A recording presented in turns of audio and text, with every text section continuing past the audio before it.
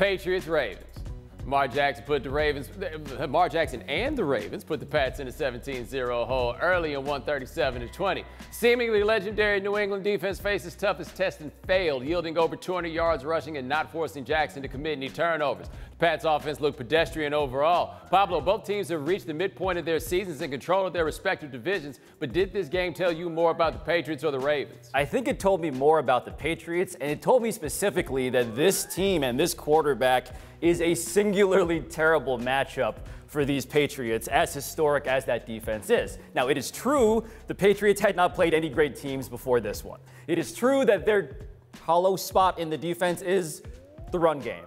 But no team in NFL history, let alone the present, Bo, has a team constructed around its quarterback and its running game like these Baltimore Ravens, so I don't think they're going to see them again unless it's, in the playoffs. Well, I mean, hold on now. Let's not do this, though, because whenever they face a first or second-year quarterback, we always talk about how no first or second-year quarterback does anything against Bill Belichick, and then one does it. We're not going to then say, well, the whole thing is it's just totally different than everything else. That is what makes Lamar Jackson special, and they deserve credit for that. But we watched this Patriots team not play anybody all year long, and they destroyed the not anybody that they played, and you cannot knock them for what they did against the teams that were in front of them. But this team physically dominated them, and then offensively, the Patriots just look kind of meh. That Baltimore defense isn't really that strong, and they look, they looked really bad early. That's how we wind up in the hole that they got out of, but then ultimately fell back into. Yeah, the Patriots defense, to be clear about this, looked lost. They tried everything. They tried playing man-to-man, they tried playing zone, they tried doing cover zero, they tried spying him with a cornerback. None of it worked because the Ravens have figured out that they have the best athlete on any field they step on, so let's maximize the offense around them.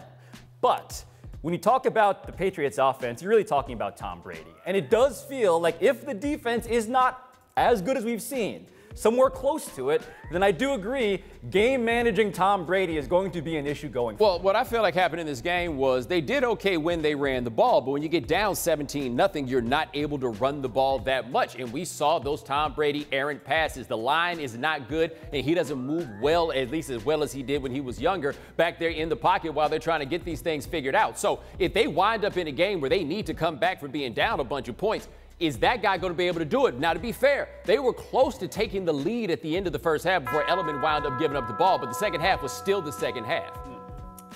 But let us turn now to the Browns, because their fans are somehow feeling a new depressing level of pain. Cleveland lost to Denver 19-24 as Baker Mayfield was outdueled by someone named Brandon Allen. And it is worth noting here that no team that has started 2-6 has ever rallied to make the playoffs in this current format. So, Bo, what does all this say about first-year head coach Freddie Kitchens? I said when the season started that he started the year on the hot seat, that it was make the playoffs or get fired, because the track record of this organization has been the first whiff of disappointment really from a head coach, and you get the dude out of there. Well, now we are there with this team. And look, this job seems to be bigger than Freddie Kitchens, right? They are a poorly disciplined team. You see them get more penalties than anybody else. They hired him to basically work with the quarterback, which means they probably should have just made him the offensive coordinator, because working with the quarterback isn't even working either. Now, look, this game against Denver, Denver's a better team than the record indicates. It's the small margins in there, and their record would look a whole lot different. But Kitchens, unless they rally late and look like they're showing some progress at the end, maybe that'll save his job. Otherwise, he's out of there. This feels like a leaky roof is finally caving in. And you're right, the Denver Broncos are better than their record, but it's not just how they played in this game as we watch Odell Beckham Jr. stew on the sidelines after he is wide open, it turns out, in single coverage on a play that might have made this team a playoff contender. But it is about the other stuff that's happening, like this guy Jermaine Whitehead. He got suspended from Twitter while still wearing his uniform. That is one of the saddest things I think I've ever imagined in the NFL. And not only that, you have Baker Mayfield, man. Look at this dude. He looks like the guy who advised Jimmy Haslam to draft Johnny Manziel.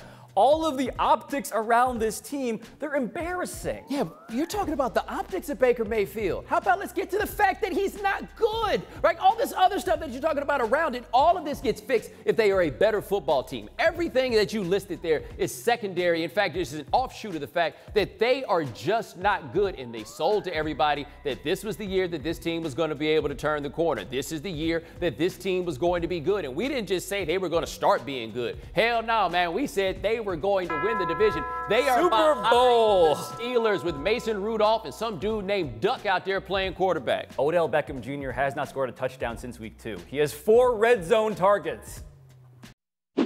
Thanks for watching ESPN on YouTube. For more sports highlights and analysis, be sure to download the ESPN app. And for live streaming sports and premium content, subscribe to ESPN+.